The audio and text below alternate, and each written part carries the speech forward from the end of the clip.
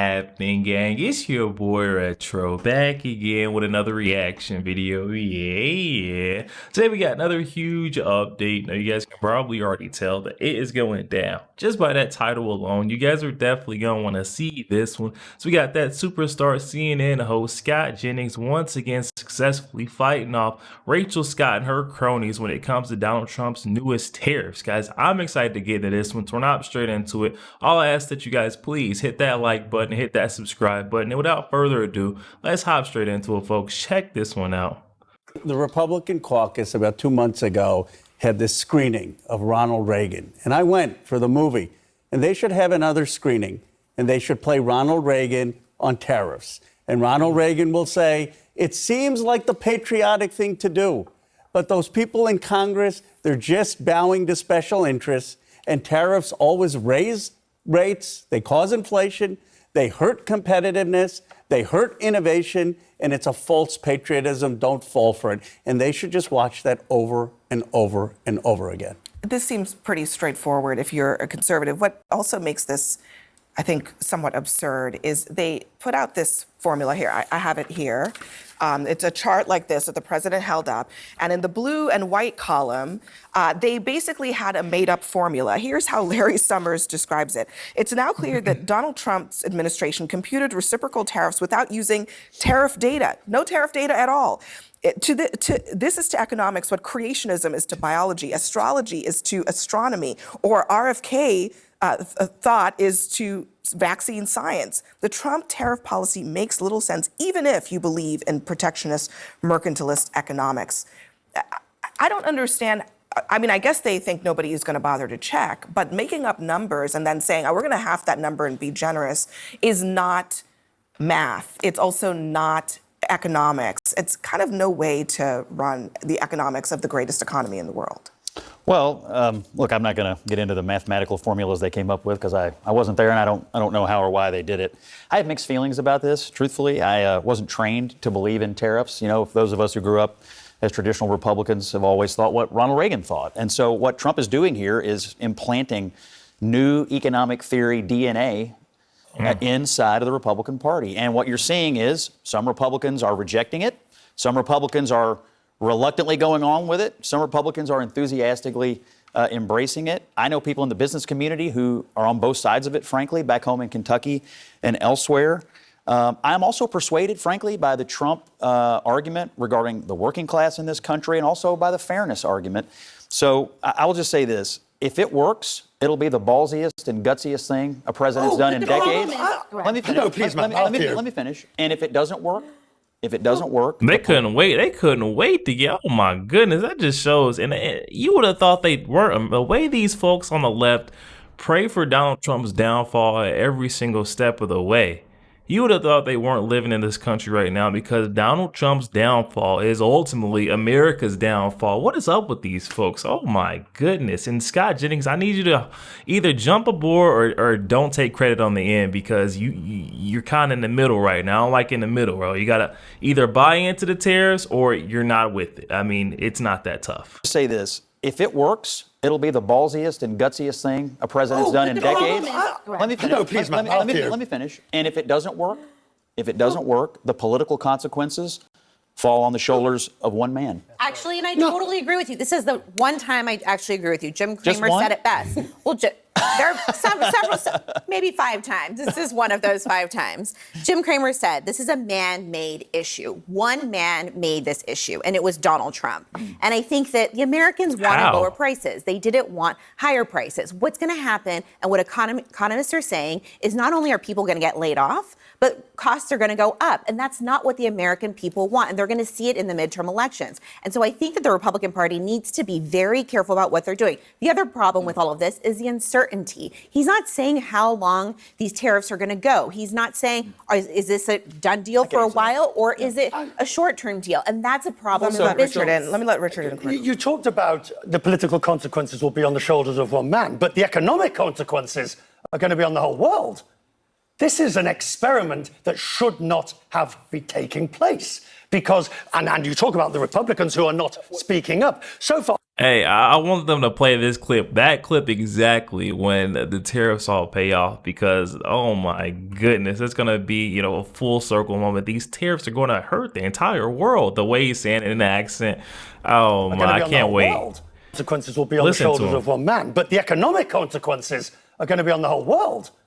This is an experiment that should not have been taking place. Because, and you talk about the Republicans who are not speaking up. So far, I mean, Mitch McConnell has come out with a statement. Where was he talking about this, by the way, during the campaign, when we knew that tariffs were going to be large on the agenda? You also said... You just raised an issue. You said during the campaign, when we knew, because Donald Trump... No one ever expected this madness. Come on. They Come on, Donald no Trump one to enact expected. tariffs. He did it in his first term. Come on. Well, actually, that point right there. This is nothing Donald Trump didn't promise along the campaign trail. And guess what? We all went out and still voted this guy in, almost in landslide fashion. These folks need to give it up with this constant fear mongering, like this was blindsided. We were blindsided by these tariffs. We knew what was coming. Donald Trump, he campaigned on this. This was his agenda, and now we have to sit back and allow him. It may seem like madness, but he's an evil genius. You gotta let it play out. You know what I mean? He's that scientist inside of that laboratory that's going in. He's behind the scenes, getting it done. He's pouring up different concoctions. Everyone is saying he's a madman. He should be pouring those together. Next thing you know, he comes out, brand new economy. We're looking good again. We're on top. America's not getting screwed over as far as the trade deal goes. I mean, fair and equal trade is what we're looking for. This madness. They expected Donald Trump to enact tariffs. He did it in his first term. let's be clear. This is economic vandalism. I mean, this is actually not. Well, I would think a lot of working class Americans would say what was done to them was economic cost. But the jobs that are going to come back, according to the Peterson Institute, the very jobs that Donald Trump says are going to come back are the jobs that America doesn't need. America needs high-paying, high-skilled, digital, a new age, AI-based economy. What he's talking about bringing back is old style. Basically, look. Well, no, here is a shoe. It's my shoe, right? It is made in China. You talked about these luxury products. They are. Right, but you take your shoe off and see where it's made. Yes. Made in China, made in Vietnam. This is going to be 34% more expensive. It's an ordinary shoe bought in a discount store. Look, I represent Silicon Valley, but I think this country needs more than tech and AI jobs. We definitely need manufacturing, and we need to be a manufacturing superpower. Here's my problem with the tariffs. On the one hand, he's saying, well, this is not permanent. This is just a negotiating technique. Now, if you really think that, and you're Jim Farley at CEO of Ford, or you're the CEO of Mary Barra, are you going to go to your board and say, well, let's put billions of dollars and build new factories, when Donald Trump himself is saying that 2 months later he may take this away? I don't think Donald Trump is saying that. Donald Trump is saying we need to raise revenue in a different, old school way through tariffs. He would like this to be permanent. I think the people who are saying that are people like Scott, who would like it to be temporary. He's saying that that we're here and they're here and they want to do that. He is tariffing countries. Exactly. What he's saying. Tim, he is tariffing countries. He is tariffing countries that do not actually tariff us at the levels that we are now tariffing them, because he is using. That's because he is trying to, get the reaction. And by the way, his reaction has already been gotten. They've all reached, every country has reached out to Donald Trump already, trying to come to the table and say, how can we make this right? Since now we're up here and they're down here, now they're like, okay, well, we need to talk to the United States. We don't want to just keep going back and forth. Let's kind of meet in the middle here. That's what's happening. That do not actually tariff us at the levels that we are now tariffing them, because he is using a made-up formula based off of trade deficits. He said on the plane tonight, I saw before I walked in here, that he's gotten a number of calls from leaders of other nations around the world. So you wonder what kind of negotiations are going on. If I might offer a piece of advice, though. His Treasury Secretary literally said, there are no conversations. Well, the President of the United States said it on the plane tonight, so I don't know who outranks who. But let me just offer.